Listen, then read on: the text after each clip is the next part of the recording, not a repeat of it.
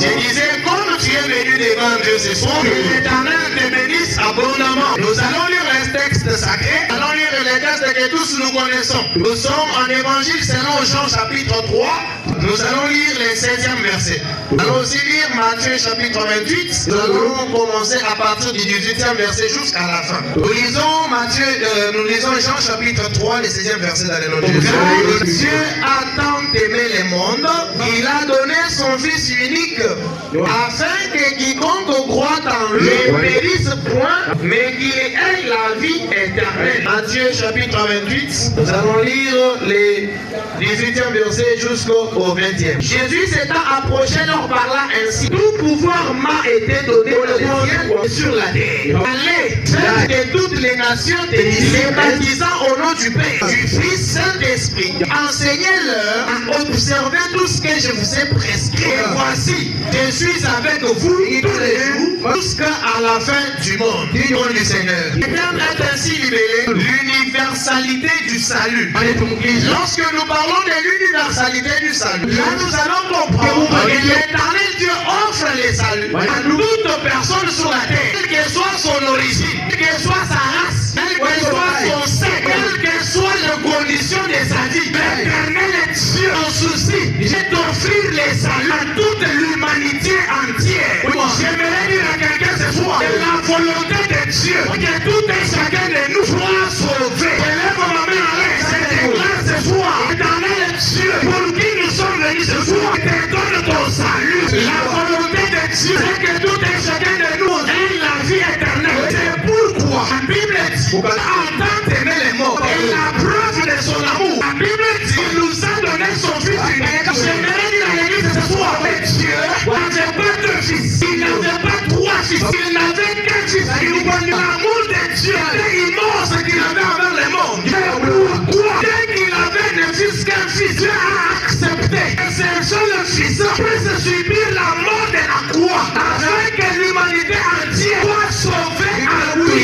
C'est ce que Dieu a besoin. Dès que l'humanité entière soit sauvée, quelles que soient les conditions de la vie. Parce qu'il y a certaines personnes qui pensent qu'elles sont très mauvaises. Il y a certaines personnes qui pensent qu'ils sont méchants. Ils pensent que Dieu n'a pas besoin d'eux. Je suis venu vous dire, Jésus, quand il est venu sur la terre, ce n'était pas pour les morts, ce n'était pas pour les justes, mais Jésus est venu sur la terre pour les mauvais, pour les méchants. Quoi que vous fassiez ce soir, éternellement, on va vous dire que tu as droit au salut. C'est pourquoi le premier point de mon message est ainsi libellé l'étendue du salut. Jésus dit à ses disciples, tout pouvoir m'a été donné. Maintenant vous, allez faire de toutes les nations des disciples. La Bible n'a pas dit, allez faire les baguakaloji des disciples. La Bible dit, allez faire de toutes les nations. C'est-à-dire que tu sois des baguakaloji, que tu sois des bagua, que tu sois de n'importe quelle nation. La Bible dit que chacun de nous a droit au salut. Et la Bible du salut veut donc dire que tu sois en vie, que tu sois au village, que tu sois pauvre, que tu sois riche, que tu sois lettré, que tu sois illettré, tout ce que tu y as droit au salut. Laissez-moi vous dire, même si tu es prostitué, tu mérites les saluts. Même si tu es voleur, tu mérites les saluts. La Bible me dit, lorsque Jésus arriva, il appelle Zachée à son propre nom. Même si tu es un pécheur, je ne te connais pas ton nom. C'est pourquoi ne te juge pas, ne te sous-estime pas. Tu mérites les saluts. Est-ce que tu es pécheur? Est-ce que tu es saint? Jésus nous aime de la même manière. C'est pourquoi le deuxième point de mon homélie est intitulé l'origine du salut. Lorsque nous parlons de l'origine du salut, nous voyons la source, nous voyons la provenance. Bien-aimé en Christ, le salut ne vient pas de notre grand-père. Le salut ne vient pas de la tante maternelle ou paternelle. Le salut ne vient pas de l'oncle maternel ou paternel. Le seul fournisseur du salut, le seul maître du salut, la seule source du salut s'appelle Jésus-Christ. Celui qui m'a envoyé ce soir, viens vous dire, en dehors de Jésus, il n'y a point de salut. En dehors de Jésus, il n'y a pas de salut. Alléluia. La Bible me dit qu'il était Dieu. Il n'a pas son égalité avec Dieu. Mais Jésus que je vous prêche, il a quitté les cieux, il est venu sur la terre, il est mort à la croix, afin que toi et moi, nous puissions obtenir le salut à lui. La Bible n'a pas dit que Dieu a suscité Moïse, c'était pour le salut de l'humanité. Il a suscité Élie, ce n'était pas pour le salut de l'humanité. Mais qui est cet homme? Il est né d'une vierge, il a grandi au milieu des gens, à 3 ans, il accepte de mourir pour toi, pour moi. Laissez-moi vous dire, Jésus est la solution de notre salut. C'est lui qui avait la capacité de prendre les livres, enlever les aides de son fils. Lorsqu'il arrive là et des gens, il dit, je suis l'alpha, je suis l'oméga. Je suis celui qui était, je suis celui qui est, je suis celui qui vient.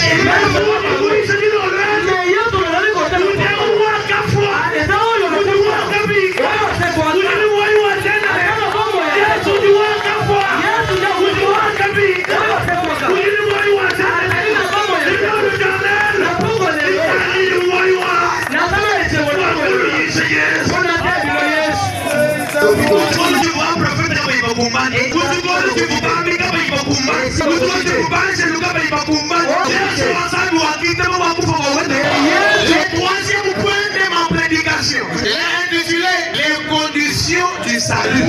Mickey,